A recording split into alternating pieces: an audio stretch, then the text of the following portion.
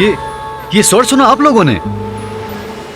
हाँ, ऐसा प्रतीत हुआ जैसे कोई स्त्री मधुर स्वर में गा रही हो। किंतु यहाँ इस सागर के मध्य में यहाँ कोई स्त्री कैसे हो सकती है? वो देखो वहां।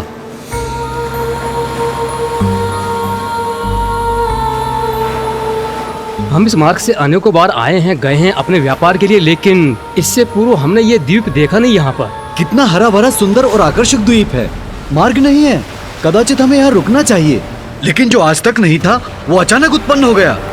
उसके निकट जाना हमें उचित नहीं लग रहा। अरे इसमें उचित अनुचित क्या है? कदाचित हमें वहाँ से हमारी तृष्णा बुझाने के लिए मीठा जल ही प्राप्त हो जाए। चलो इस द्वीप पे चलते हैं।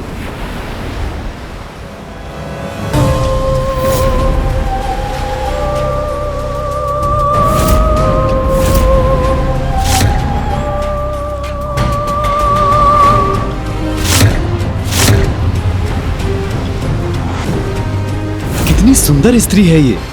जितना सुंदर स्वर उतना ही सुंदर रूप भी। सुनिए, अरे ये तो द्वीप के भीतर चली गई। शीघ्रता करो, शीघ्रता से द्वीप तक पहुंचते हैं।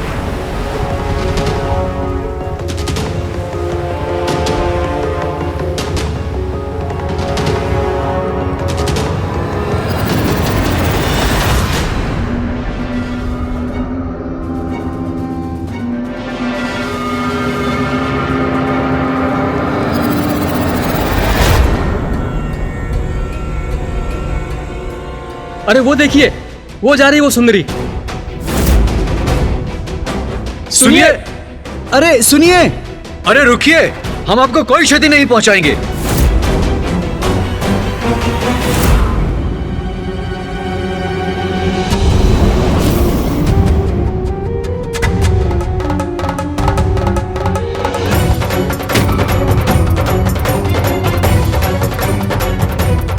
हम वन के इतने भीतर चले आए हैं कि वो सुंदरी भी अदृश्य हो गई है।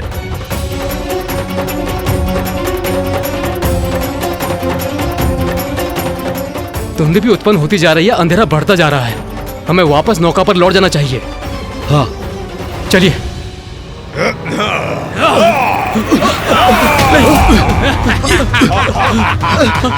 हमें छोड़ दो, हमें जाने दो, छोड़ दो, हमें जाने दो, छोड़ दीजिए, हमें जाने दो, हमें जाने दो, हमें छोड़ दो, हमें जाने दो, हमें जाने दीजिए। जाने दूं? अतिथियों का स्वागत किए बिना जाने दूं? ये उचित नहीं है। हमारे द्वीप में आपका स्वागत है।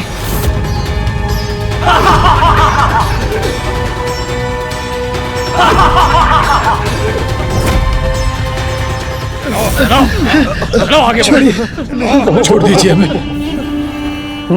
मैं आपका आभारी हूँ। आप लोगों ने इस उजाड़ वन को हरे भरे वन में परिवर्तित कर दिया। यहाँ चारों ओर जल ही जल है, नीर ही नीर, मछलियाँ ही मछलियाँ। मनुष्य और मनुष्य की जात यहाँ दूर दूर तक देखने सुनने को नहीं मिलता। आशा है आपका पड़ाव यहाँ पर सुख कर रहा होगा। सुख कर तो अवश्य होगा, किंतु हमारे लिए। धन्यवाद प्रिय, तुमने इनकी उपस्थिति कहा कि मेरी क्षुधा और बढ़ा दी। अब नियंत्रण नहीं होता।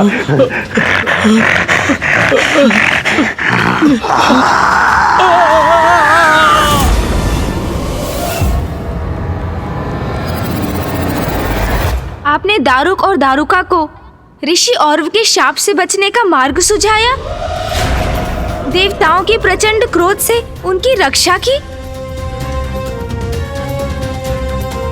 किंतु वो तो फिर भी नहीं सुधरे। वो तो पुनः दुराचार में लिप्त हो गए। इन असुरों का तो स्वभाव ही ऐसा है गणेश, वो कभी नहीं सुधर सकते। असुर, देवता, मनुष्य अथवा अन्य कोई भी जीव क्यों ना हो, मैं उसे सुधरने का एक अवसर अवश्य प्रदान करती हूँ। अन्याय नहीं करती हूँ मैं। व्यक्ति की प्रवृत्ति कैसी भी हो, उसे सन्मार्ग पर चलने का एक अवसर अवश्य प्रदान करती हूँ मैं। माता, मेरे मन में एक प्रश्न उत्पन्न हुआ है। मुझे तेरा प्रश्न अवश्य ज्ञात है, किंतु उस प्रश्न का उत्तर मैं नहीं, वरुण देव देंगे। पूछ अपना प्रश्न।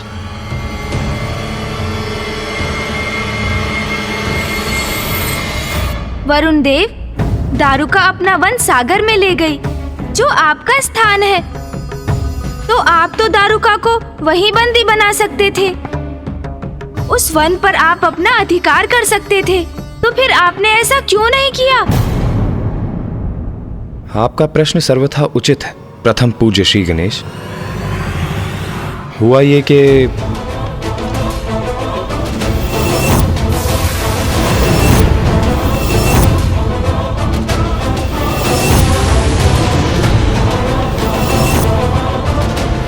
क्या हुआ वरुण देव? क्या आपने उन्हें देखा? कहाँ है वो? आइए मेरे साथ इंद्रदेव।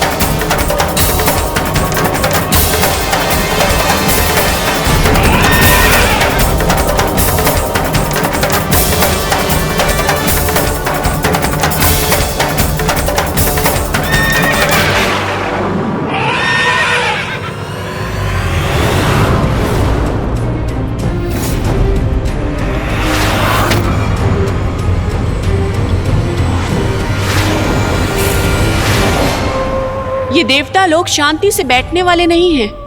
ये पुनः वापस आ गए, पर अब ये हमारा कुछ नहीं बिगाड़ पाएंगे।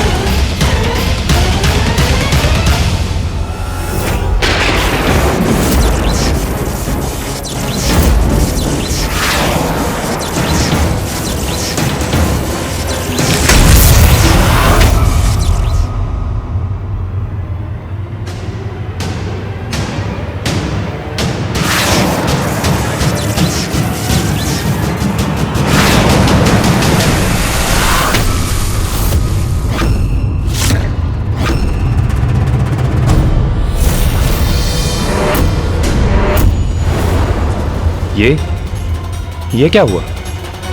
अभी तो दारुका का वन यही था। क्षण भर में ये कहां लुप्त हो गया?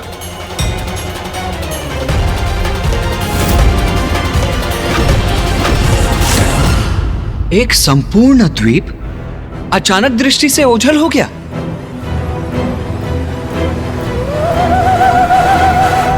माँ, वो दीप अदृश्य हो गया क्योंकि आपने दारुका को वरदान दिया था कि वो अपने वन को अपनी इच्छा अनुसार कहीं भी ले जा सकती है। मैं बार बार उस वन को ढूंढता। हम वहां पहुंचते और जैसे ही हम उन पर आक्रमण करने वाले होते तो वो अदृश्य हो जाता। कभी कभी तो वो असुर जल के भीतर जाकर छिप जाते थे। अनेकों वर्षों तक असुरों ने सागर पर अपना प्रभाव स्थापित किया। सागर के जीवों के साथ साथ उस पर यात्रा करने वाले यात्रियों को भी वो कष्ट पहुंचाते थे।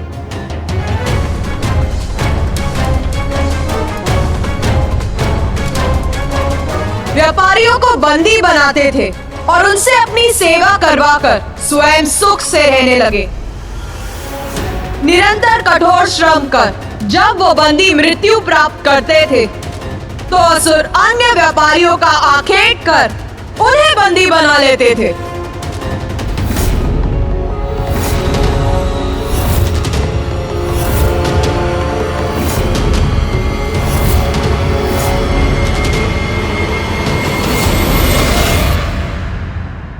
माता अर्थात उन असुरों के कारण स्थिति बिगड़ती ही जा रही थी।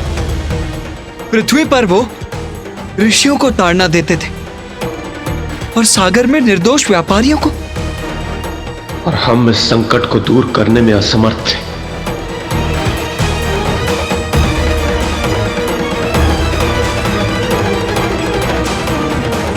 अपने हृदय को और कठोर कर लो, क्योंकि स्थिति तो और भी बिगड़ने वाली थी।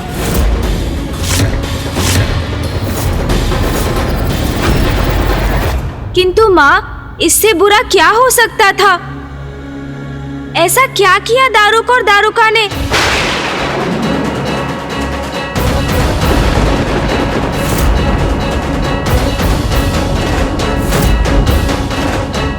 उन्होंने एक ऐसे व्यक्ति को बंदी बना लिया जिसे उन्हें बंदी नहीं बनाना चाहिए था। क्या उत्तम उत्तम आनंद है दारुका, ये उत्तम मांस और उत्तम दास। पृथ्वीलोक में भी इतना आनंद नहीं था दारुका।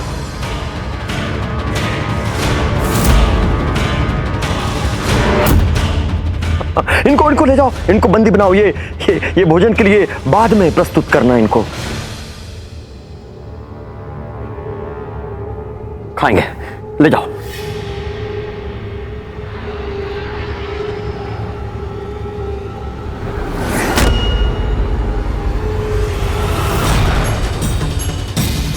चलो, असुर श्रेष्ठ का आदेश नहीं सुना? चलो, उठो, चलो हमारे साथ।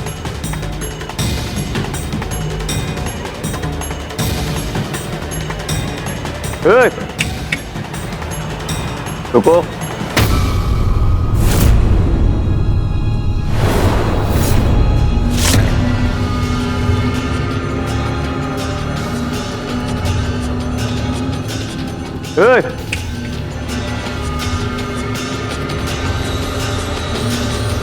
अरे तुम नहीं, अरे उससे बोलो। वो मनुष्य क्या बड़बड़ा रहा था? इधर आओ उसे। चलो, असुर श्रेष्ठ तुमसे कुछ पूछना चाहते हैं। चलो, आगे बढ़ो। क्या बड़बड़ा रहे थे? ओम नमः शिवाय। अरे ऊंचा बोलो। हाँ? ओम नमः शिवाय, ओम नमः शिवाय, ओम नमः शिवाय, ओम नमः शिवाय, ओम नमः शिवाय।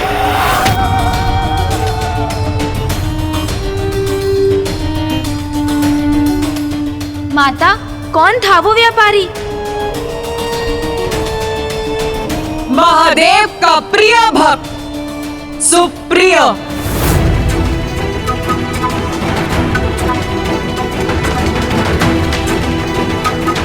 सुप्रिय, जिसके कारण महादेव और देवी आदि शक्ति के मध्य द्वंद्व की स्थिति उत्पन्न हो गई।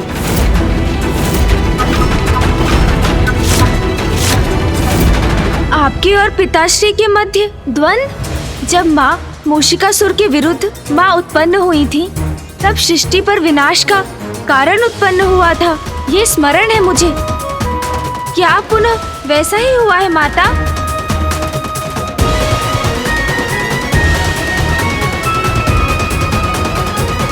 सच्चे भक्त की निर्मल भक्ति की अपार शक्ति को कम मत आंकना गणेश। संतान के दुख को देखकर जैसे माता पिता द्रवित होते हैं, वैसे ही निष्ठावान भक्त का दुख हमें भी द्रवित करता है गणेश। तब भगवान नहीं, अपितु भक्त के माता पिता के रूप में परिणाम की चिंता किए बिना सब कुछ छोड़कर हम उसकी रक्षा के लिए प्रस्तुत होते हैं गणेश।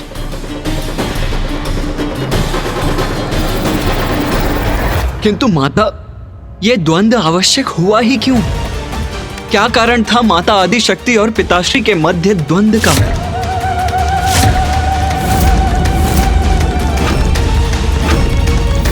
ओम नमः शिवाय, ओम नमः शिवाय, ओम नमः शिवाय, ओम नमः शिवाय, ओम नमः शिवाय। क्या बोला? ओम नमः शिवाय।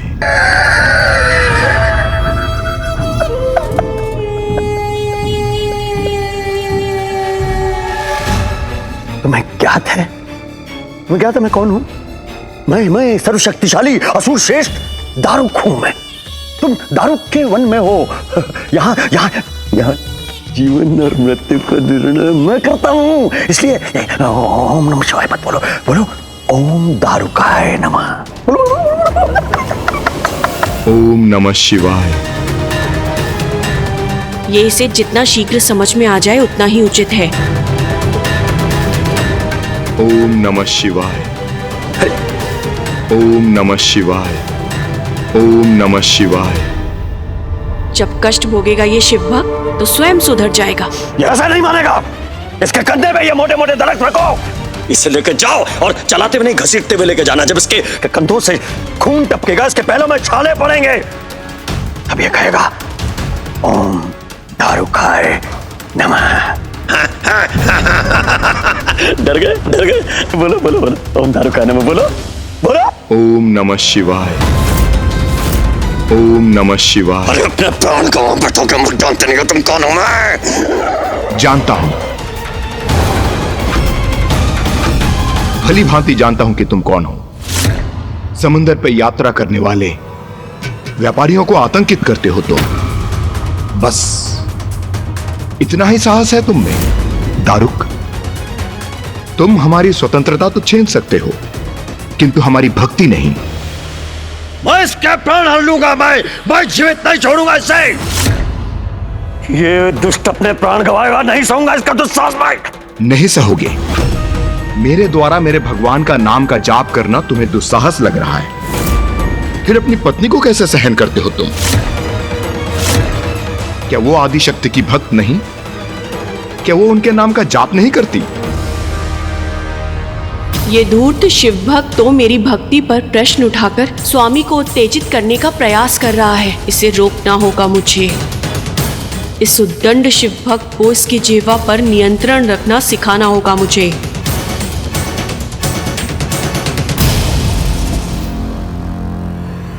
मुझसे अपनी तुलना कर रहे हो? मेरी भक्ति के फल स्वरूप स्वयं माता आदिशक्ति ने हमें वचन दिया है कि वो मेरे समस्त असुर समुदाय की रक्षा करेंगी। मेरी माता के प्रति भक्ति के लेश मात्र भी नहीं हो तुम। अगर ऐसा होता तो स्वयं महादेव प्रकट होते तुम्हारी रक्षा करने के लिए। आज जहां तुम बंदी बने खड़े हो, जहां तुम्हारे जीवन और मृत्यु का निर्णय हमारे हाथों में है, और ये वन मैंने माता की भक्ति से अर्जित किया है, और ये मेरे और मेरे स्वामी की भक्ति की अपार शक्ति का आधार है, क्योंकि माँ आदिशक्ति ही मेरी रक्षक है और तुम मेरे अनुसार एक मूर्ख व्यापारी हो, कोई भक्त नहीं। यदि महादेव तुम्हारी भक्ति का मान रखते तो स्वयं यहाँ पर प्रकट होते, किंतु कहाँ है वो? हमें तो नहीं दिखाई दे रहे। और तुम मेरे स्वामी के समक्ष बेड़ियों में जकड़े हुए दीनहीन अवस्था में एक निर्बल असहाय बंदी हो।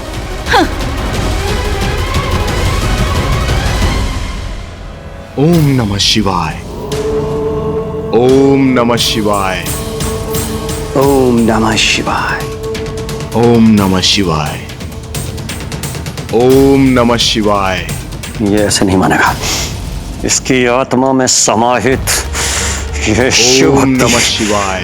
इसके रक्त की एक एक बूंद से निकालूंगा मैं। तो वो निरंतर जारी रख।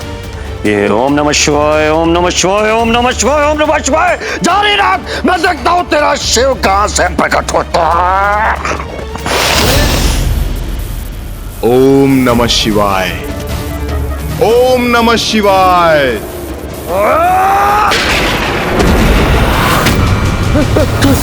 ओम नमः शिवाय।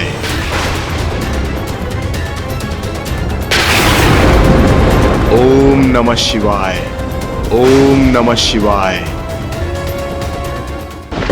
रुको, ये विद्युत ऊर्जा कहाँ से बनाया? ओम नमः शिवाय। ओम नमः शिवाय। ये आकृति क्या कैसी है? ये रुको, ये क्या है ये? ओम नमः शिवाय। ओम नमः शिवाय। ये अचानक संपूर्ण वातावरण इतना भयंकर रूप क्यों ले रहा है? ओम नमः शिवाय।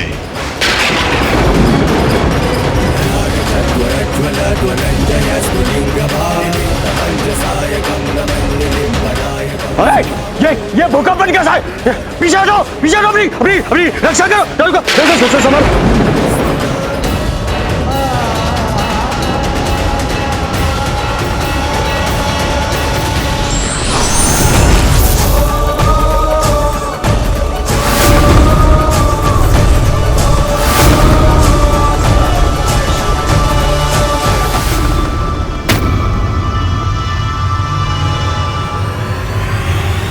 पिताश्री अपने भक्ति की रक्षा के लिए प्रस्तुत हो गए।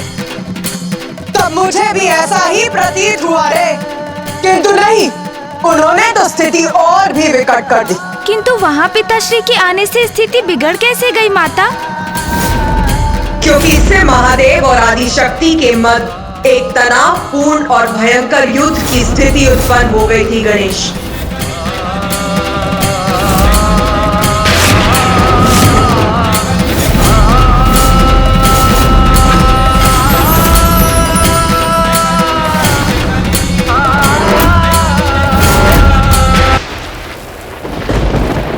अनेकों मनुष्यों को बंदी बनाते बनाते दारुक और दारुका ने एक दिवस एक ऐसे महाशिव भक्त को बंदी बना लिया जिसकी शिव भक्ति के प्रभाव ने दारुक, दारुका और उसके असुर सहित संपूर्ण द्वीप को ही आंदोलित कर दिया।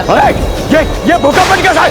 पीछे हटो, अपनी अपनी अपनी रक्षा करो। दारुका, दारुका, संभल।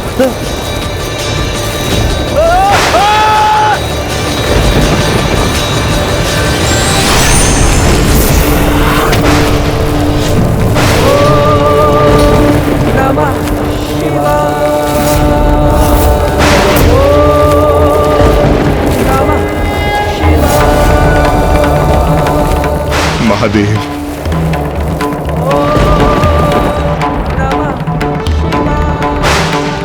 प्रभु मुझे विश्वास था कि आप अवश्य आएंगे। पुत्र सुग्रीव, मैं अपने भक्तों के लिए सदा प्रस्तुत होता हूं। मैं तुम्हारी प्रार्थना व्यर्थ नहीं होने दूंगा। वाह वाह, क्या भक्ति है शिव भक्त की। भक्त ने भगवान का आह्वान किया, ओम नमः शिवाय, ओम नमः शिवाय। भगवान प्रकट भी हो गए। वाह प्रभु, अब आप आ ही गए हैं तो आपका आदर सत्कार किया जाएगा। भाई आइए, आप आसन ग्रहण कीजिए। आसन ग्रहण कीजिए। यहाँ नहीं, यहाँ का अधिपति मैं हूँ प्रभु। आप भगवान होंगे कैलाश के। अपने भक्तों की रक्षा आप कैलाश पे कर सकते हैं, मगर यहाँ जीवन और मृत्यु का निर्णय मैं लेता हूँ प्रभु। तो आज आयोजन किया जा रहा है आपके भक्त की मृत्यु का। आप क्या करेंगे? यहीं कहीं बैठकर आप इस कार्यक्रम का आनंद ले सकते हैं, मगर आप इसमें हस्तक्षेप नहीं कर सकते प्रभु, वरना परिणाम बहुत ही बुरा होगा। अरे तुम खड़े खड़े मुंह क्या देख रहे हो? प्रवचन सुन रहे हो क्या? महादेव कुछ नहीं करेंगे। मेरी पत्नी को मां आदि शक्ति का वरदान है और हम सब असुर मेरी पत्नी दारुका के वरदान से रक्षित हैं। कुछ नहीं होगा, मारो।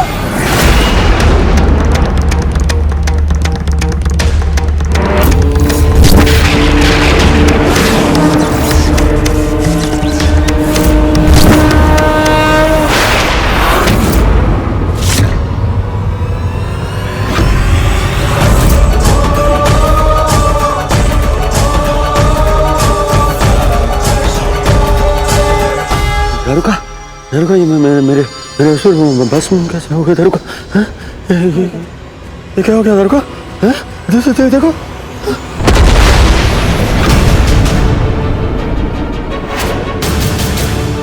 ओम नमः शिवाय, ओम नमः शिवाय।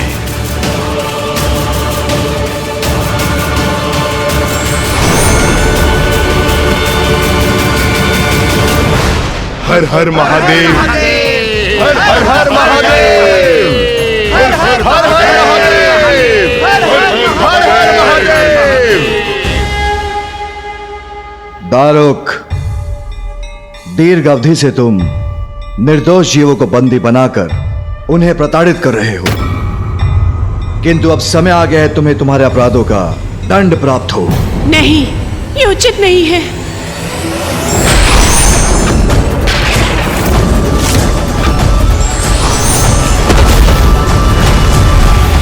इस प्रकार तो महादेव हम सभी असुरों का वध कर देंगे। अब तुम्हारी बारी है दारुक। जब तक तुम जीवित रहोगे निर्दोष निर्बल असहाय लोगों को कष्ट ही दोगे, जो अब मैं और होने नहीं दूंगा। इसलिए अब तुम्हारा अंत ही उचित है। मेरा अंत होगा शिव के द्वारा, महादेव के द्वारा? कैसे संभव है? मैं कैसे करूंगा अपनी रक्षा? नहीं नहीं, ये नहीं हो सकता, ये कदापि नहीं होने दूंगी मैं।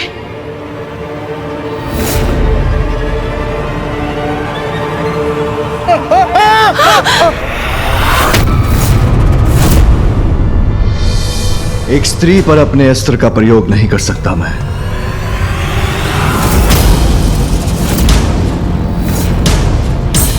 महादेव मुझे देखकर दुविधा में पड़ गए। मेरी युक्ति सफल हो गई।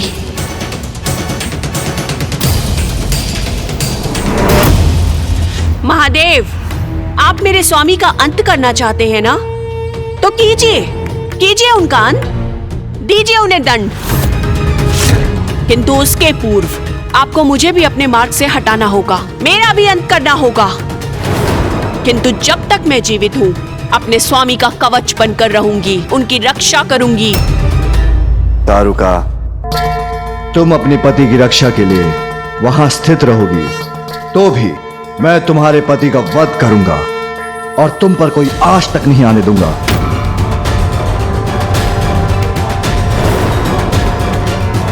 नहीं, ऐसा कदापि नहीं करेंगे आप महादेव।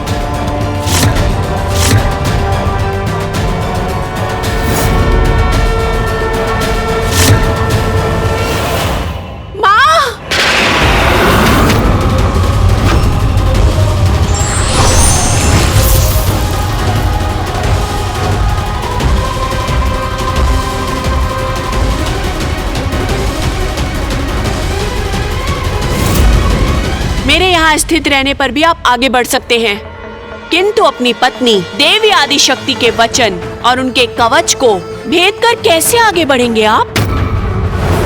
देवी आदिशक्ति सही समय पे आ गई, सुरक्षित है।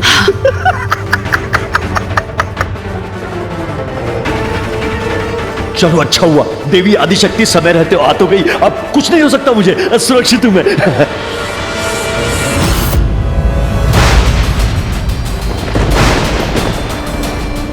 माँ और पिताश्री दोनों एक दूसरे के समक्ष आ गए।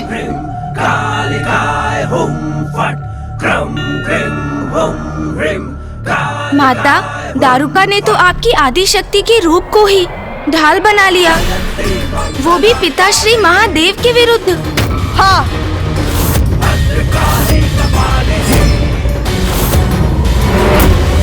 मैं अत्यंत दुखी थी उस दिवस। मेरी ही शक्ति मेरे ही स्वामी महादेव को रोकने में बाधा बन रही थी, अति हो रही थी ये। किंतु मैं भक्त को दिए गए वरदान के कारण विवश हो रही थी।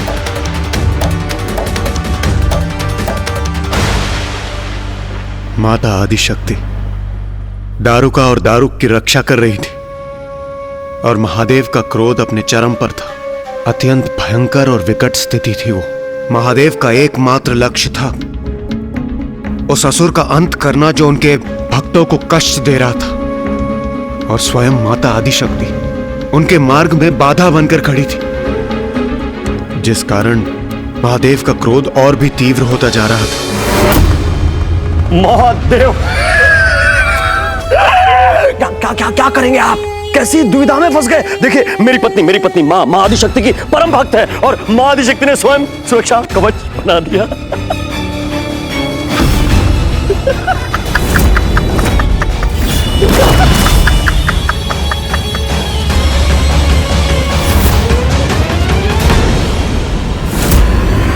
नहीं स्वामी,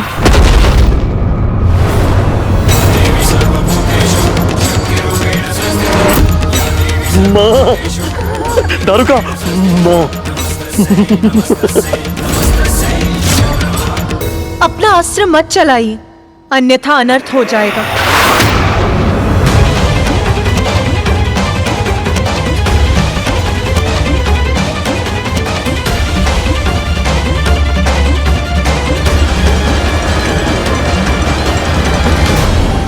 स्वामी, यदि आपकी और मेरी शक्ति का टकराव हुआ तो ऐसा विध्वंस होगा जिससे सृष्टि नष्ट हो जाएगी। मैं विवश हूँ स्वामी। संतान की रक्षा तो मुझे करनी ही होगी, फिर भले ही वो संतान भटकी हुई क्यों ना। नारी, माँ हैं आप, इसलिए आपका भावनाओं के अतिरिक्त में बहना स्वाभाविक है। किंतु तनिक विचार कीजिए, क्या ये उचित है आपके वरदान का आश्रय लेकर ये दोनों परजीवों के समान जीवन जिए, सभी को कष्ट पहुंचाएं, सभी को आहत करके उन्हें अपना आहार बनाएं, जो अन्य सभी को असुरक्षित कर उनकी रक्षा करने में आपको पीड़ा नहीं होती?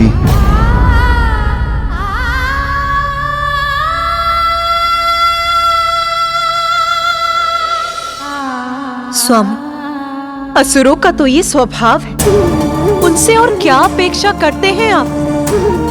उनके आराध्य को कितनी भी पीड़ा पहुंचे, फिर भी वो वही करते हैं जो उनकी इच्छा होती है। उनकी तामसी प्रवृत्ति आपसे छिपी नहीं है स्वामी। दारुका की भक्ति ने मुझे विवश कर दिया है स्वामी। उसके पति की और उसके असुर समुदाय की रक्षा तो मुझे करनी ही होगी। बस हट जाइए मेरे मार्ग से।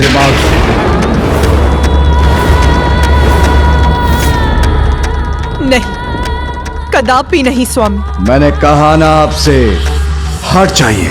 मैं ऐसा नहीं कर सकती स्वामी। वचन की मर्यादा रखना तो मैंने आप ही से सीखा है। कुछ भी क्यों ना हो स्वामी, भगवान के द्वारा अपने भक्त को दिया गया वचन भंग नहीं हो सकता, अन्यथा भक्त का अपने भगवान से विश्वास ही उठ जाएगा। और यदि ऐसा हुआ तो संसार से भगवान का अस्तित्व ही मिट जाएगा। मुझे पाठ सिखाने का प्रयत्न मत कीजिए। मैं आपसे कह रहा हूं देवी, हट जाइए मेरे मार्ग से। नहीं स्वामी, मैंने दारुका को उसकी रक्षा करने का वचन दिया है, तो क्या भगवान का उसके भक्त की रक्षा करना अनुचित है? तो क्या अपने पति का विरोध करना अनुचित नहीं? अपने भक्त के उदाहरण से सीखिए। आप देखिए किस प्रकार अपनी निष्ठा से अपने पति की रक्षा कर रही है वो। स्वामी, आपके प्रति मेरा स्नेह, निष्ठा और समर्पण से आप भली भांति परिचित हैं। दोष मेरा नहीं, इस परिस्थिति का है। आप तो सदा अपने कर्तव्य के प्रति अडिग रहते हैं। क्या चाहते हैं आप? मैं अपने दायित्व को निभाने में असफल हो जाऊं? स्वामी, सत्य तो यह है कि हम दोनों एक ही, हमारे रूप ही भिन्न है। इसीलिए आप अन्यथा ना समझिए। मैं यहाँ अपने भक्त की रक्षा करने आई हूं। और मैं अपने भक्त की रक्षा की किंतु यदि मैंने इस असुर को जीवित छोड़ा तो ये पुनः दुराचार में लिप्त होगा।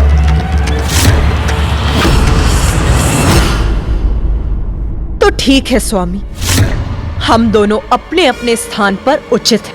आप अपना धर्म निभाइए और मैं अपने दिए हुए वचन को निभाती हूँ।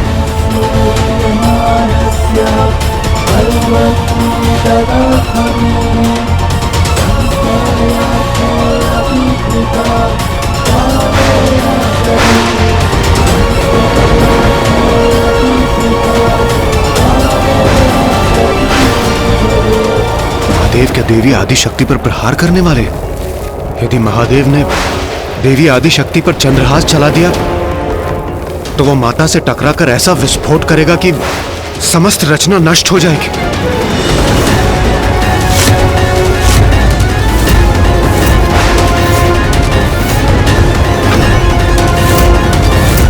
माता और महादेव के मध्य का ये टकराव सृष्टि के लिए संकट उत्पन्न कर रहा है। इस स्थिति में हम हस्तक्षेप करें भी तो कैसे? महादेव और माता ही शांत होकर इस संकट को दूर कर सकते हैं।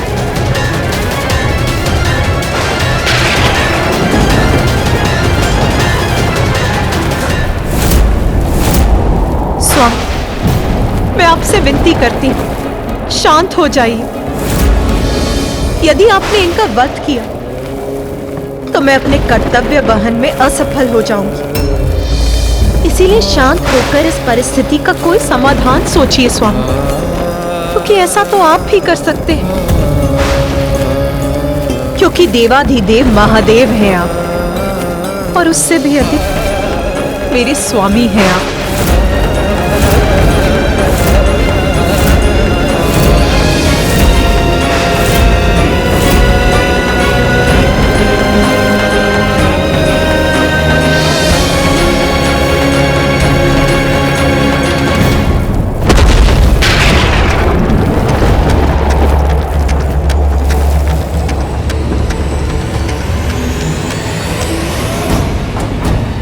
शिव ने अपना अस्त्र झुका तो दिया, तो क्या अब मैं सुरक्षित हो गया? अच्छा। तो माता शांत हो गए थे ना पिताश्री? उन्होंने समस्या का कोई समाधान भी तो ढूंढ लिया होगा, है ना माता?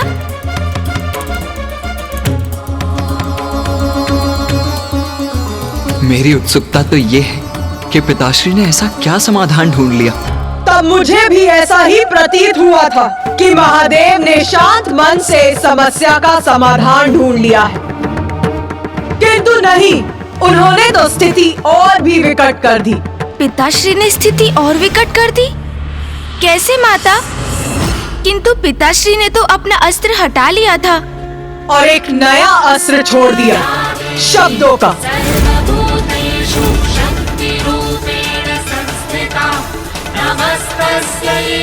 शब्दों से अधिक घातक कोई अन्य अस्त्र नहीं होता।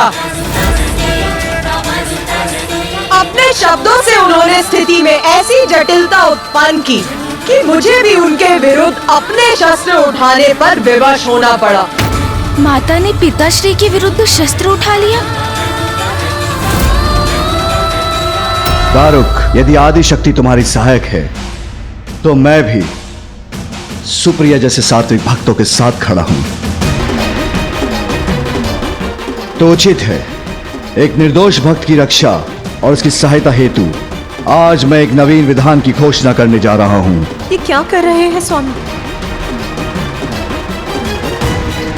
और मैं घोषणा करता हूं, आज से तारुक वन में वही वास करेगा जिसके विचार सात्विक होंगे। जो यहां पर सात्विक विचारों का त्याग करेगा उसे या तो वन छोड़ना होगा, अन्यथा उसकी मृत्यु हो जाएगी, उसकी मृत्यु हो जाएगी, उसकी मृत्यु हो जाएगी, उसकी मृत्यु हो जाएगी।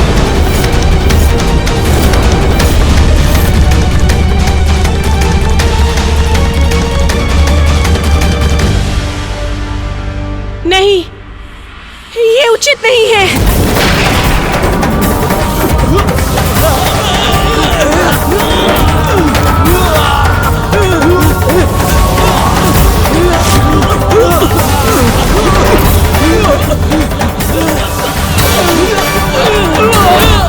माँ, रक्षा कीजिए माँ, आप मुख दर्शन क्यों बनी है?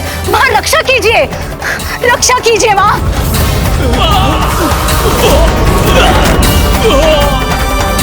अपनी शक्ति दिखाइए, रक्षा कीजिए माँ।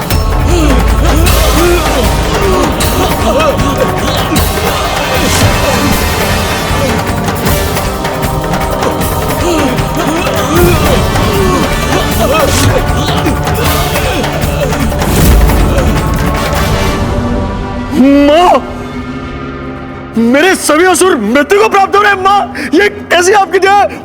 माँ, महादेव, आपने छल किया है हमारे साथ। माता आदि शक्ति के प्रभाव से पार नहीं पा सके तो आपने हमें श्राप दे दिया। नहीं, ये उचित नहीं है।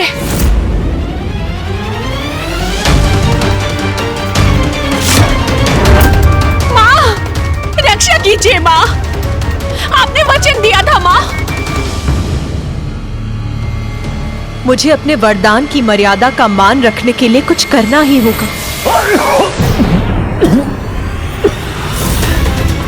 स्वामी, स्वामी,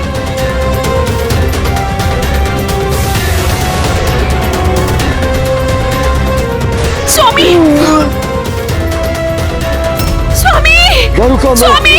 मैं मर जाऊंगा क्या? मेरी मृत्यु हो जाएगी दारुका। नहीं! मेरी भक्त बार बार मुझे पुकार रही थी किंतु मैं दुविधा में पड़ गई थी। अपने ही पति का विरोध कैसे करती मैं? माता, आपके लिए तो भक्ति सर्वोपरि है। अपने पति के लिए भक्त को दिया हुआ वरदान नहीं झुठला सकती आप। अन्यथा कोई भी भक्त आपकी भक्ति क्यों करेगा माँ?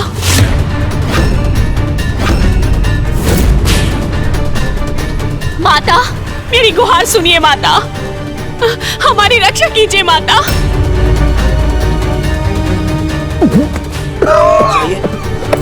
स्वामी, स्वामी, स्वामी, स्वामी, माता, माता कुछ कीजिए।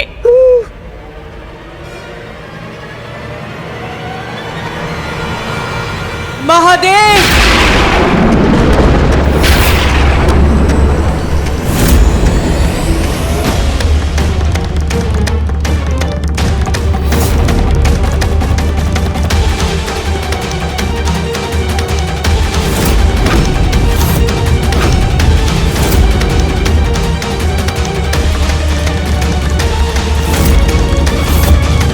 माता कुछ कीजिए माता।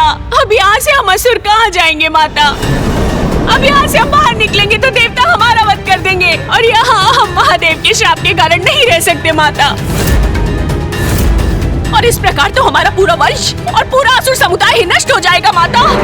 ऐसा ही था तो हमें जीवन क्यों दिया माता? स्वामी, मैंने अपने भक्त को वरदान दिया, उसे ये वन प्रदान किया और आपने अपने ही शब्दों से इस वरदान को ही बांध दिया। ये क्या उचित है महादेव? धर्म की रक्षा हेतु यही उचित। तो वही धर्म मुझे भी अपना वचन रखने के लिए प्रेरित करता है। धर्म के अनुसार मैं भी दारुका और उसके पति की रक्षा करने के लिए विवश हूँ स्वामी। अपने धर्म का पालन करने, इन असुरों की रक्षा करने हेतु क्या करेंगी आप प्रिय? क्योंकि मैं तो अपने दायित्व से मुख नहीं मोड़ सकता। देवादिदेव होने के नाते मेरा हस्तक्षेप अवश्य नष्ट करूंगा इन्हें मैं।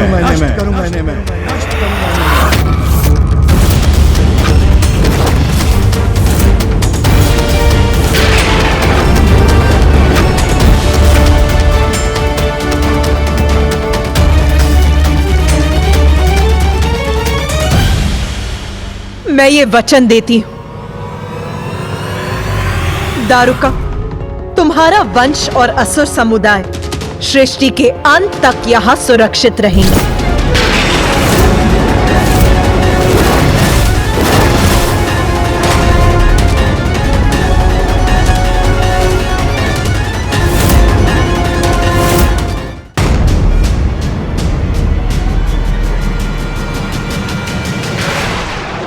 ऐसा वचन कैसे दे सकती हैं आप देवी? ये कैसे संभव है जो मैं कह चुका हूं कि मात्र सात्विक और शिव भक्त यहां विचरण करेंगे।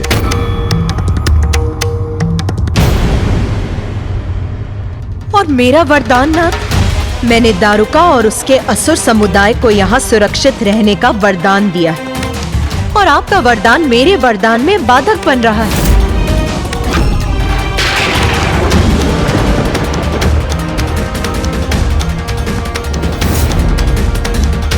यही आपका मत है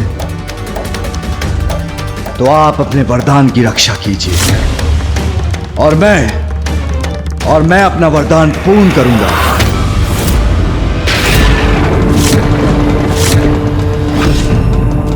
स्वामी, तो क्या आपकी इच्छा है कि मेरा और आपका टकराव? नहीं, मैं मात्र अपने वरदान की रक्षा करना चाहता हूं, जिसके लिए मुझे कोई भी संघर्ष स्वीकार है।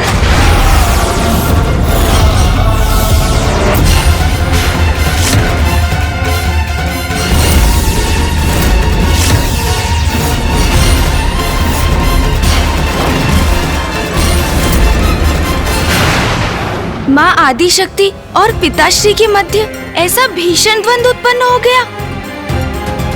इस द्वंद्व का अर्थ क्या सृष्टि का सर्वनाश था माता?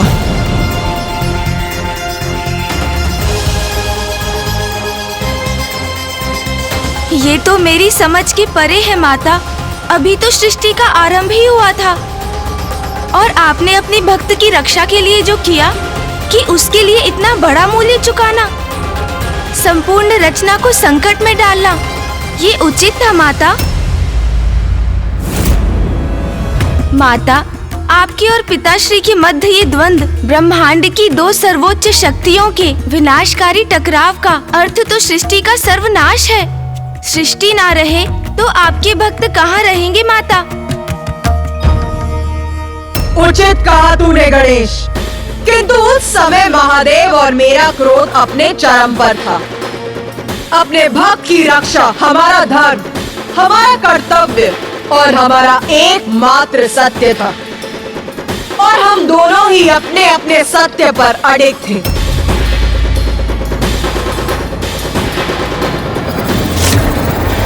क्या हुआ देवी?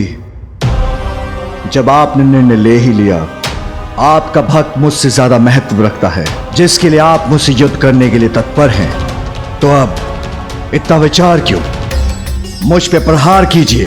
अपने निर्णय पर तो आप अटल रहे हैं स्वामी।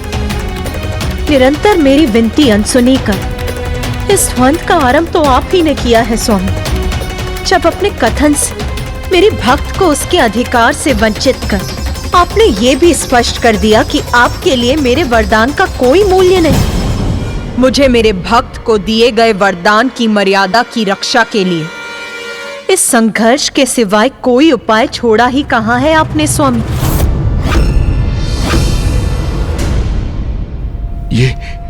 ये क्या हो रहा है? महादेव और मां आदिशक्ति का वाक युद्ध तो अब वास्तविक युद्ध में परिवर्तित होने जा रहा है और इस अनर्थकारी युद्ध के कारण हम हैं। ये क्या हो गया हमसे? कष्ट में भी आनंदित हो गया हूं मैं ये दृश्य देखकर। वाह, मेरी पत्नी और मेरा इतना प्रभाव है देवी आदिशक्ति पर कि हमारे कारण वो महादेव से युद्ध करने के लिए प्रस्तुत हो गई। महादेव, मां आदिशक्ति, आप ये क्या करने जा रहे हैं? स्वयं को संयत कीजिए, शांत हो जाइए, शांत हो जाइए। आपके मध्य युद्ध हुआ तो सर्वनाश होगा, सृष्टि नष्ट हो जाएगी। आप जगत जननी है माता और आप जगत पिता है महादेव, इसलिए सृष्टि की रक्षा के लिए कृपया शांत हो जाइए। शांत हो जाइए प्रभु, शांत हो जाइए माता, शांत हो जाइए।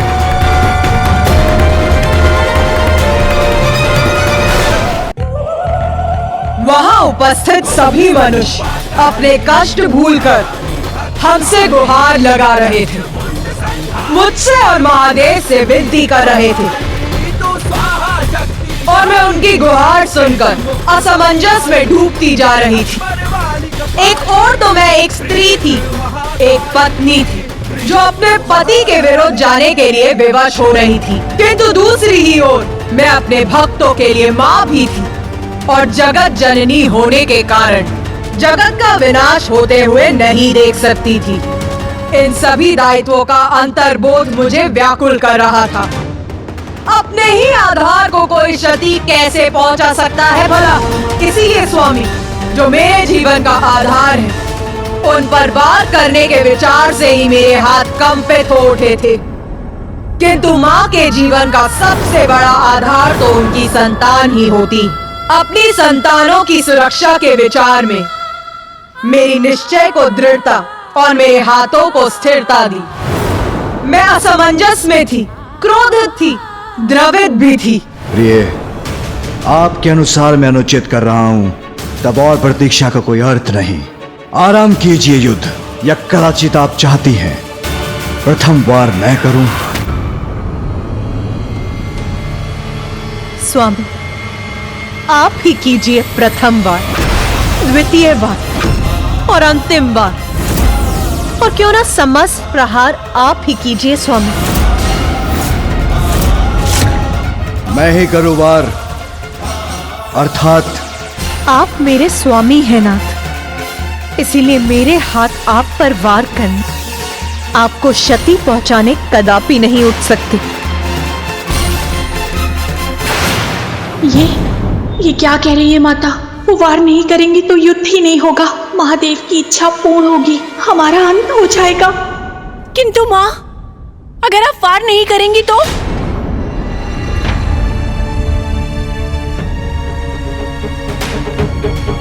मैं आप पर वार नहीं करूंगी स्वामी, किंतु इसका अर्थ ये नहीं कि मैं अपने भक्तों की रक्षा भी नहीं करूंगी।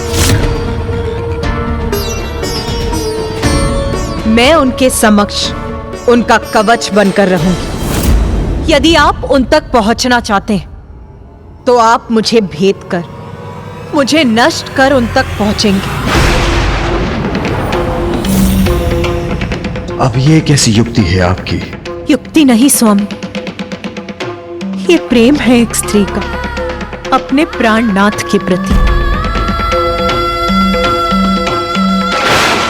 इतनी कोमल हृदय मत बनिए, जो निर्णय लिया है उस पर स्थिर रहें। मैं तो अपने स्थान पर स्थिर हूं स्वामी, किंतु मुझ पर वार करने का संकोच तो आपको हो रहा है नाथ। इसीलिए कोमलता का प्रभाव तो आप दर्शा रहे हैं। प्रिय, मुझे उत्तेजित मत कीजिए, अन्यथा मेरे हाथ से एक बार मेरा त्रिशूल जल गया तो उसका परिणाम ज्ञात है आपको।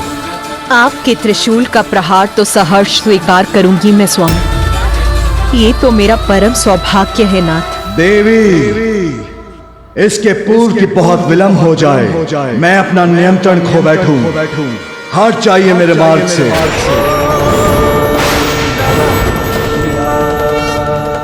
स्वामी, स्वामी!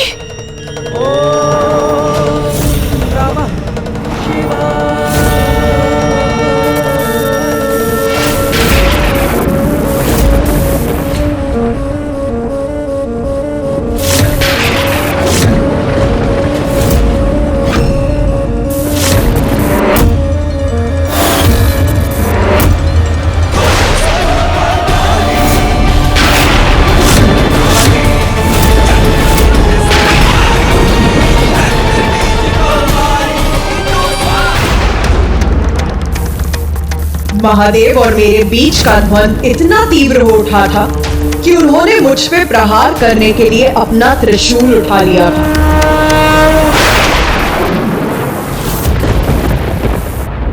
ये मुझसे अधिक और किसको ज्ञात होगा माता कि पिताश्री के त्रिशूल का कितना भयंकर परिणाम होता है। सत्य कहा गणेश तुमने, किंतु अचानक फिर मेरे मन में एक विचार कौंधा।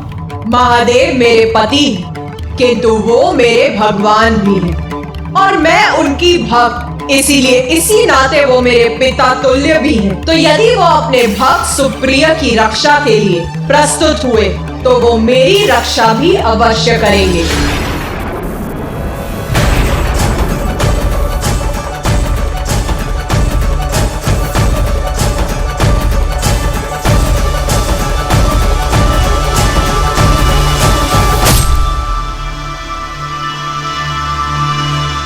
ये स्मित हास्य क्यों है आपके मुख पर? क्या आपको इस विकट परिस्थिति में भी कोई हास परिहास की संभावना दिखाई दे रही है? आपकी पत्नी, आपकी सहभागिनी अवश्य हूं मैं नाथ, किंतु आपकी भक्त भी तो हूं। फिर आप मुझे क्षति कैसे पहुंचा सकते हैं? आप तो परम दयालु जगत पिता महादेव हैं। आप मुझे क्षति कदापि नहीं पहुंचाएंगे। आप मुझे क्षति कदापि नहीं पहुंचाएंगे। आप मुझे क्षति कदापि नहीं पहुंचाएंगे। उचित कह रही है देवी आदिशक्ति। एक भक्त की रक्षा के लिए मैं अपने अन्य भक्त को आहत कैसे कर सकता हूं? मैं भगवान हूं, अपने भक्तों में भेदभाव नहीं कर सकता मैं।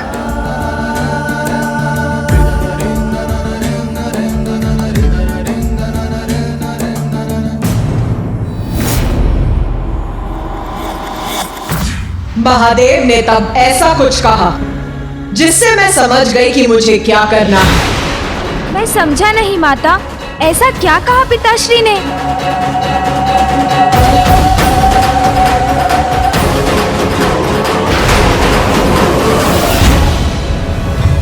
आपके इस कथन से अत्यंत प्रभावित हुआ हूं मैं। आपको वरदान देने के इच्छुक हूं। कहिए, क्या इच्छा है आपकी प्रिय? स्वामी, कुछ समय पूर्व तो आप मुझसे युद्ध, मुझे नष्ट करने के लिए आतुर थे, और अब आप मुझे वरदान दे रहे हैं। इसीलिए तो आतुलिक प्रेम करती हूं मैं आपसे नाथ। और मैं ही नहीं, समस्त संसार के स्नेह और श्रद्धा के पात्र हैं आप, क्योंकि हम सभी के भोले नाथ हैं आप। बस, हमारे द्वंद्व का भी अंत नहीं हुआ है। आप वरदान मांगिए, उसके बाद हम युद्ध पुनः प्रारंभ करेंगे। देवी आदिशक्ति, स्मरण रखिए, जिन असुरों की आप रक्षा कर रही हैं वो तामसिक प्रवृत्ति के हैं, वो तामसिक प्रवृत्ति के हैं।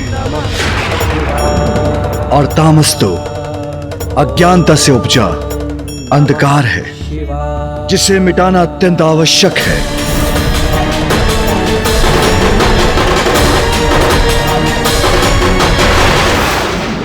मांगिए प्रिय, मुझसे वरदान मांगिए।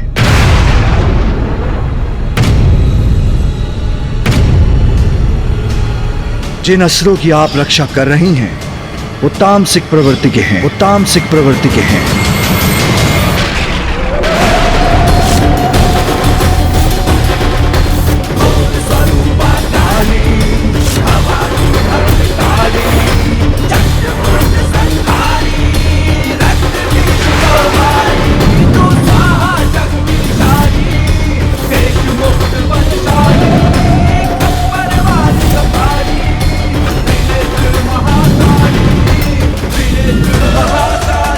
तामस तो मुझ में भी है प्रभु, तो क्या अब आप मुझे भी दंडित करेंगे, नष्ट कर देंगे मुझे?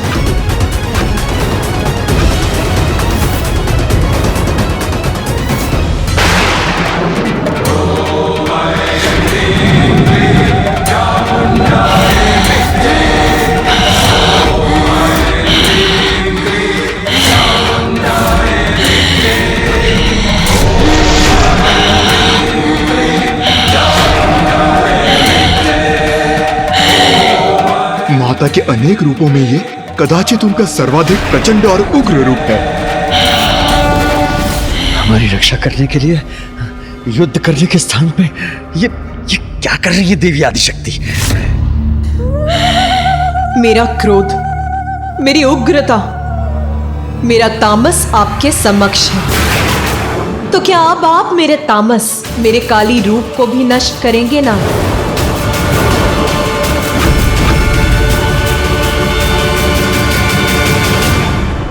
और तामस से तो आप भी रिक्त नहीं है प्रभु, वो तो आप में भी है।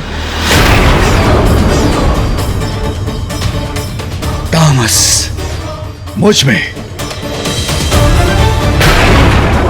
आपके कंठ में स्थित ये हलाहल विष तामसी नहीं है क्या?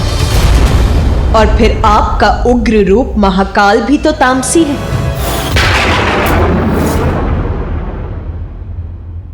तो क्या मैं भी उसे मिटाने हेतु आप पर आक्रमण कर दूं?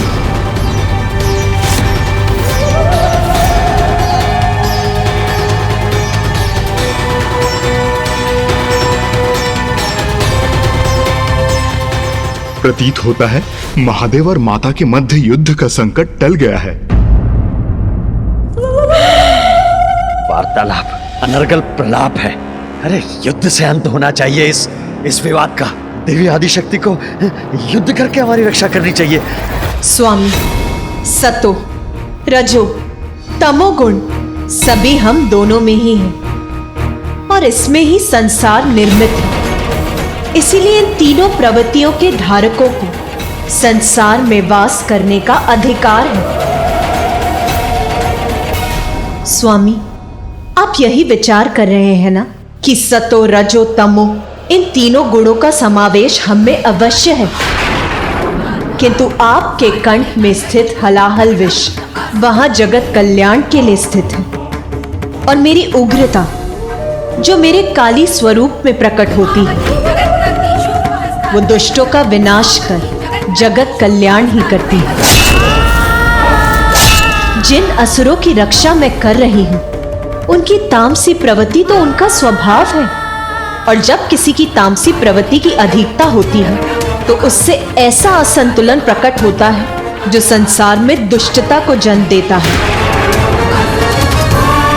और जब जब इन गुणों में कोई असंतुलन आएगा, तामस गुण की अधिकता से किसी दुष्ट की दुष्टता संसार पर छाएगी, तब तब मैं काली उस दुष्ट का संहार करने अवतरित होंगी।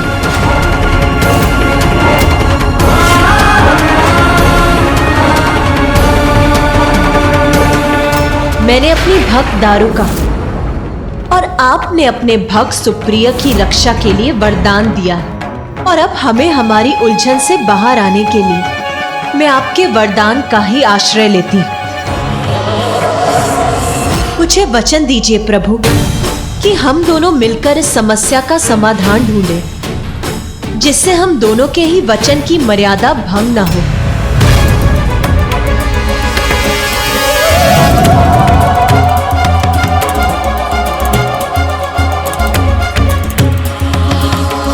उचित है प्रिय, उचित है प्रिय, उचित है प्रिय।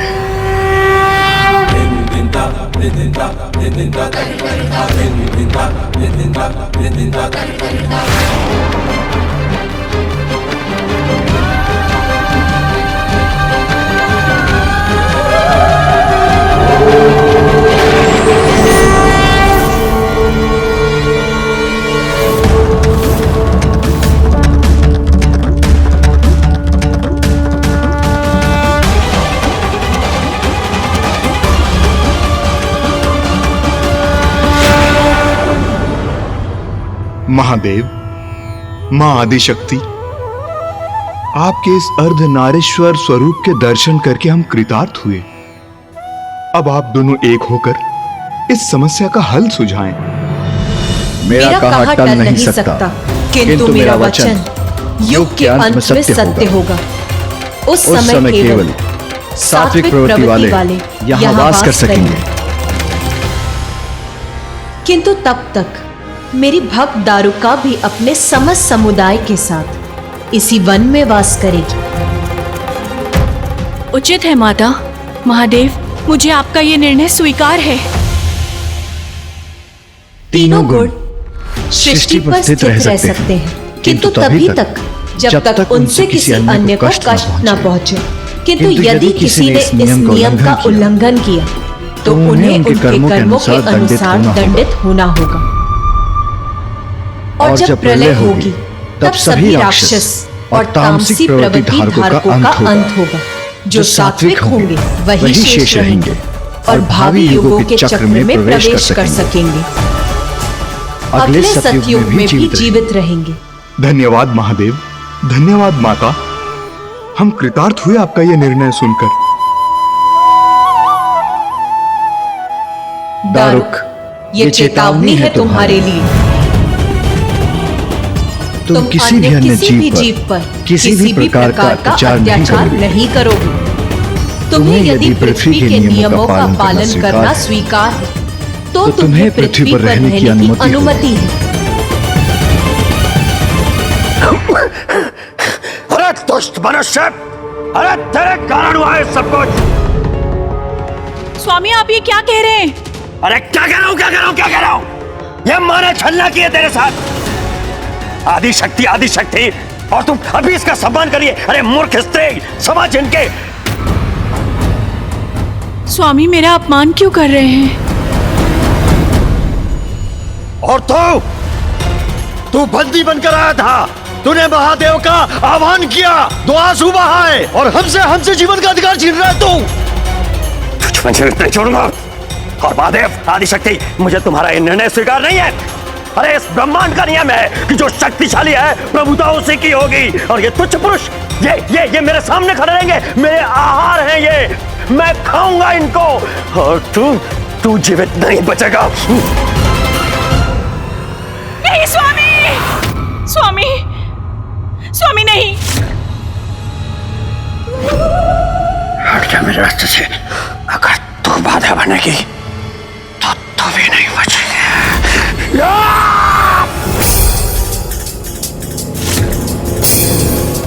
ओम नमः शिवाय, ओम नमः शिवाय, ओम नमः शिवाय, ओम नमः शिवाय, ओम नमः शिवाय।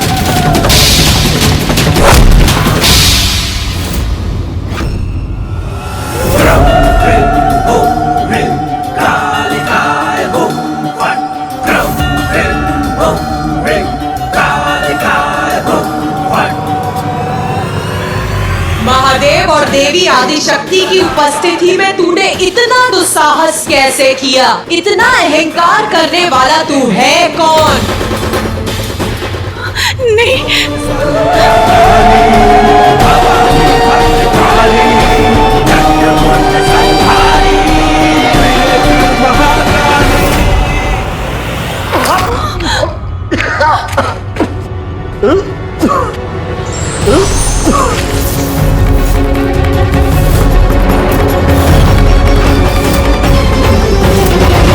देवी आदिशक्ति ने बार बार तेरी रक्षा की, यहाँ तक कि वो तेरे लिए महादेव के भी विरुद्ध चली गई।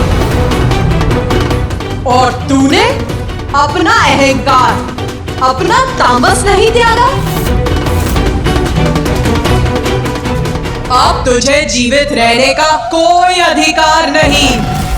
तेरा अंत निकट है।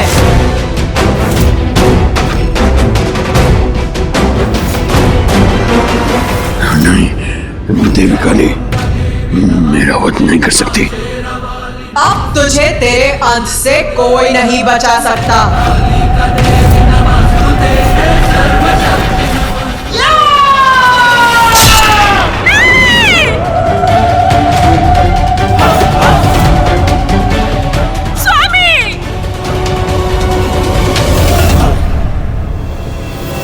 विनाश काले विपरीत बुद्धि। समय रहते यदि ये अज्ञानता का अंधकार मिटा लेता तो कदाचित सुरक्षित रहता। तामसी होने का अर्थ अन्यायी अत्याचारी नहीं होता। और जब जब तामस की अति होगी मैं उसका नाश अवश्य करूंगी। वरदान का अनुचित लाभ उठाने वाले का यही परिणाम होता है।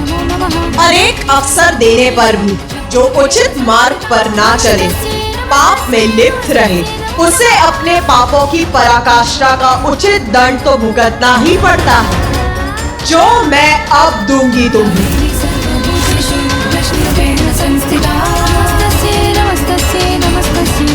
अन्याय को मिटाना मेरा कर्तव्य है, इसीलिए यदि असुर अन्याय पूर्ण आचरण करेंगे तो उसे मिटाने में मैं कदापि संकोच नहीं करूंगी।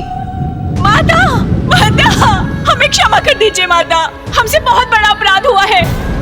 मुझे नहीं ज्ञात था मेरे स्वामी इतना अन्याय करेंगे। मुझे मेरी भूलों का, मेरे पापों का इतना बड़ा दंड मत दीजिए माता। मैंने जो भी किया अपने पति के लिए किया, अब उनके बिना मेरा जीवन निरर्थक हो जाएगा माता। क्षमा कर दीजिए माता, हमें एक अवसर दीजिए माता, अंतिम बार मुझ पर दया कीजिए, मेरे पति को पुनर्जीवित कर दीजिए माता। ये आप ही कर सकती है माता, आप कर सकती है माता, आप कर सकती है।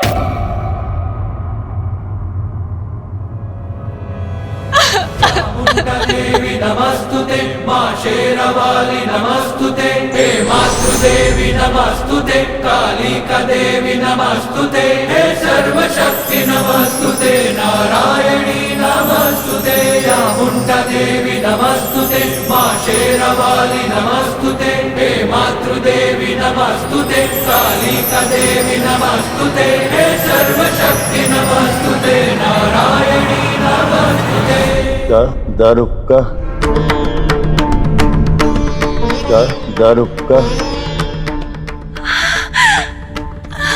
धन्यवाद माता।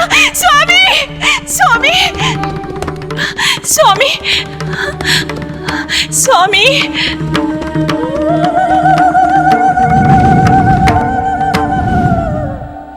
मुझे क्षमा कर दीजिए, मुझे क्षमा कर दीजिए माता, क्षमा कर दीजिए।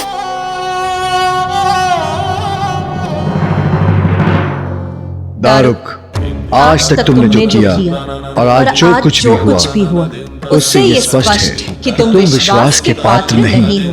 तुम्हारी और सभी असुरों की तामसी प्रवृत्ति तुम पर हावी हो जाती है।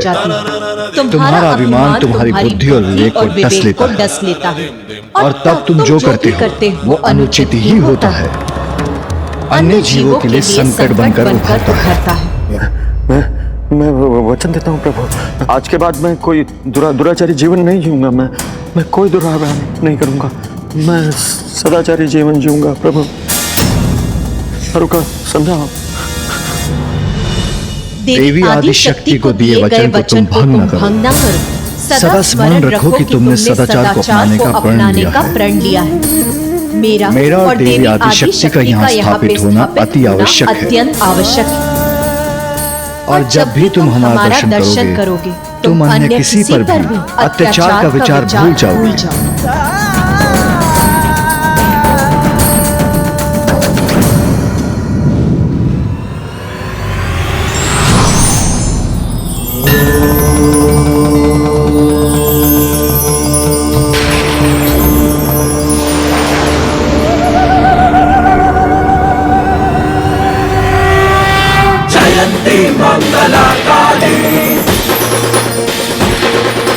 भद्रकाली कपालिनी जयंती मंगला काली भद्रकाली कपालिनी दुर्गा क्षमा शिवा धात्री स्वाहा स्वधा नमोस्तुते गौर स्वरूपा काली भवानी भद्रकाली चंद्रमुंड संहारी रक्त बीज कौमारी तू स्वाहा शक्तिशाली त्रिनेत्र महाकाली। मेरा ये ज्योतिर्लिंग नागेश्वर नाम से जाना जाएगा और स्थान पर देवी आदि शक्ति नागेश्वरी नाम से स्थापित होंगी।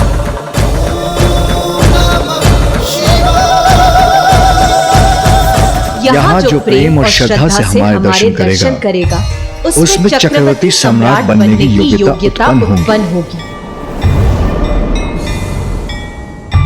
आज मैं ये घोषणा करता हूँ, इस कलयुग के अंत के बाद भावी सतयुग में मेरी भक्ति से प्रेरित पराक्रमी राजा वीरसेन यहाँ मेरे दर्शन करेगा और अत्यंत शक्तिशाली चक्रवर्ती सम्राट बनेगा।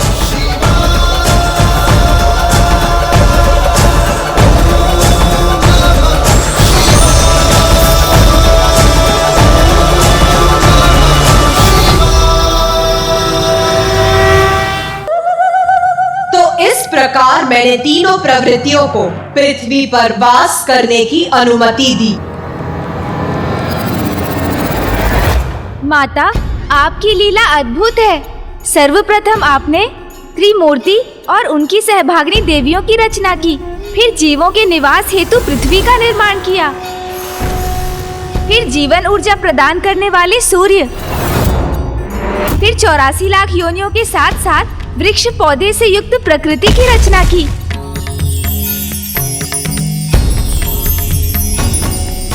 फिर माता, आपने विभिन्न जीवों के निवास के लिए उपयुक्त लोक रचे।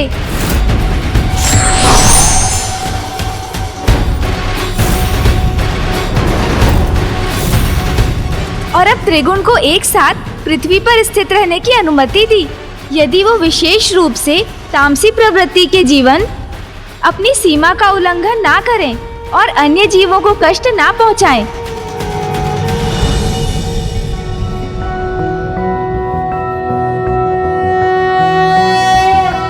त्रैलोक्य पूजिते देवी कमले विष्णु वल्लभे यथा त्वमचल कृष्णे तथा भवमयी स्थिरा।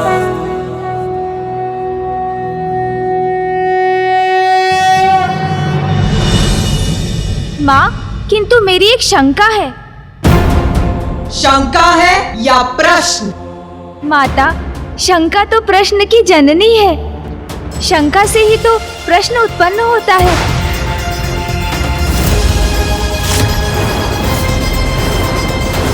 तू उचित कहता है गणेश, तो पूछता क्यों नहीं? पूछ। तेरी शंका से उत्पन्न हुआ तेरा प्रश्न माँ, अब क्या सब कुशल था? क्या तामसी असुर सदाचार पर स्थित रहे? ये कैसा प्रश्न है? यदि सब कुशल होता तो मैं अपना छिन्नमस्ता महाविद्या रूप धारण क्यों करती? आपका छिन्नमस्ता स्वरूप माता? हाँ, मेरा वो विकराल स्वरूप जो मैं किसी महान उद्देश्य के लिए धारण करती हूँ। किंतु माता, अब देवी छिन्नमस्ता के रूप में आपका प्रकट होना क्यों आवश्यक था? क्योंकि दुष्टों ने अपनी दुष्टता का परित्याग नहीं किया। उन दुराचार असुरों को पुनः उचित पाठ सिखाना था मुझे। किंतु माता, आपने देवी काली रूप में दारुक पर प्राणघातक आघात किया था। फिर उसकी पत्नी दारुका ने आपसे दया की भिक्षा मांगी तो आपने दारुक को भी क्षमा कर दिया। किंतु उन दोनों ने आपको वचन दिया था माता कि वो सदा सत्कर्म करेंगे, अत्याचार नहीं करेंगे। इतनी कठोर चेतावनी प्राप्त होने के बाद भी दारुक पुनः दुराचार करने लगा क्या? असुरी प्रवृत्ति इतनी सरलता से कहाँ जाती है? अपने सिवाय उन्हें किसी का भी भला स्वीकार नहीं। जो प्राप्त है उससे संतुष्ट नहीं। दूसरों को कष्ट देकर उनसे उनका अधिकार छीनने में ही असुरों को आनंद आता है, जो उन्होंने पुनः किया। किंतु इस बार असुरी आतंक का कारण दारुक नहीं, किंतु एक और भयंकर असुर था जिसका नाम था एकाक्ष। एकाक्ष, एकाक्ष।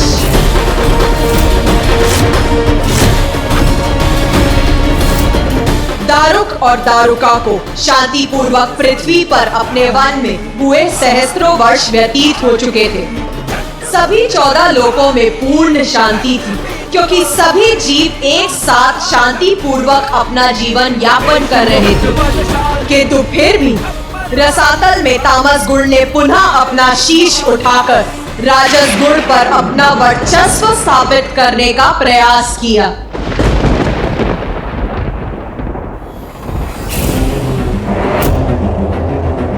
एक नवीन असुर पुनः अधीर अशांत हो उठा और इसका प्रारंभ हुआ। असुर एक नेत्र वाला एकाक्ष। एकाक्ष।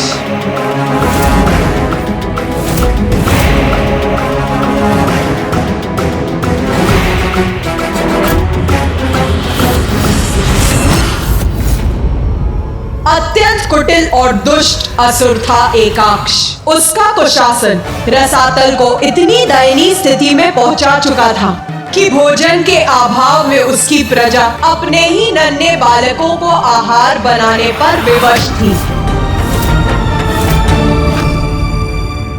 किंतु इस दीन अवस्था में सुधार लाने के स्थान पर उसने इसका दोष दारुक पर मढ़ दिया। अपने संयोगी बुद्धि और दंतक की बुद्धि में यह विष भरा था कि दारुक और दारुका पृथ्वी पर असुर साम्राज्य स्थापित करने गए हैं, किंतु उसके कारण महादेव का श्राप मिला और असुरों की बुरी अवस्था हुई। अपने असुरों को भड़काकर स्वर्ग पर आक्रमण करना चाहता था वो। और एक दिवस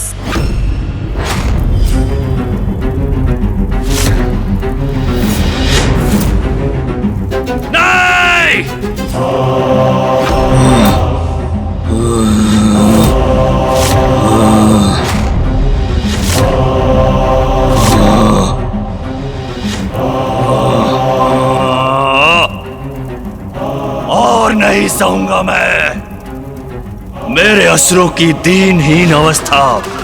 मैं असुरों को नष्ट नहीं होने दूंगा, कदापि नहीं।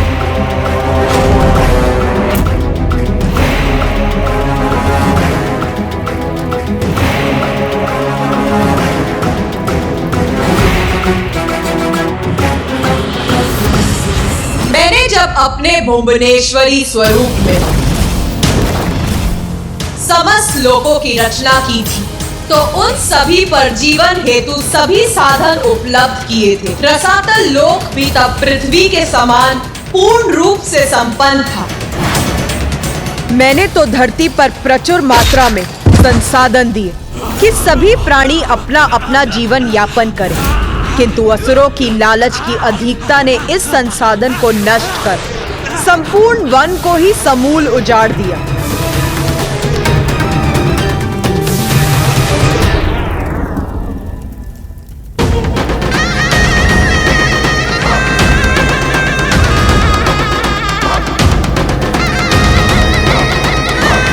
मेरे असुरों, मेरे राक्षसों, एक नवीन उत्साह के साथ जागो। परिस्थिति बदल चुकी है। अब असुरों द्वारा नवीन अध्याय लिखने का यही उचित अवसर है। जागो।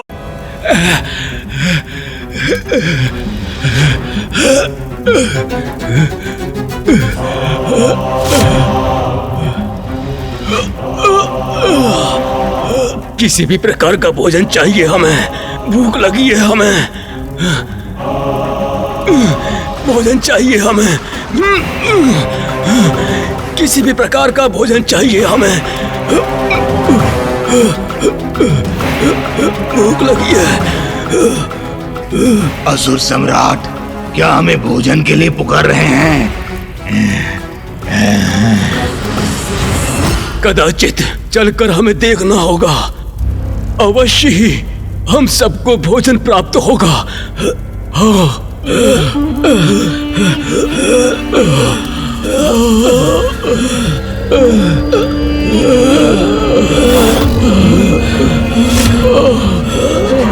देखो क्या हो गए हैं हम।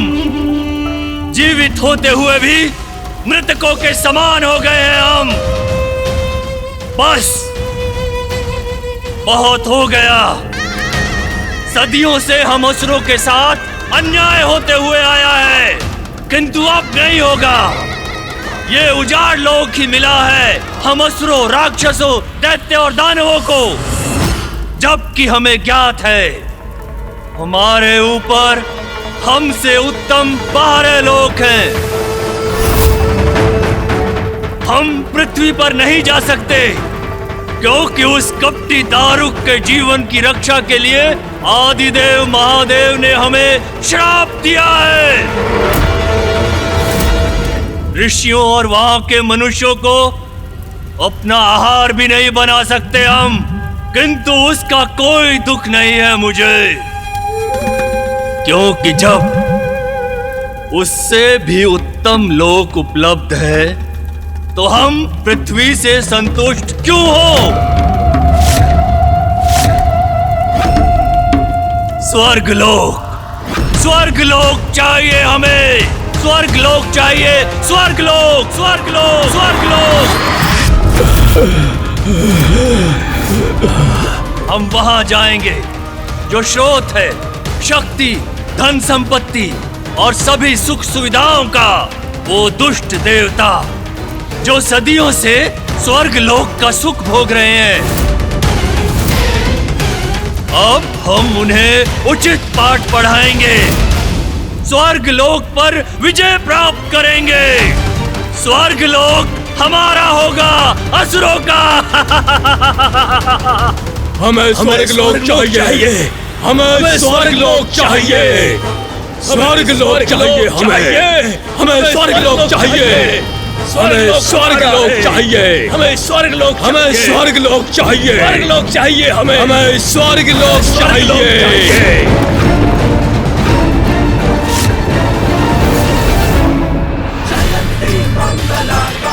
माता, ये परिस्थिति तो सत्य में विकट थी, फिर आपने क्या किया?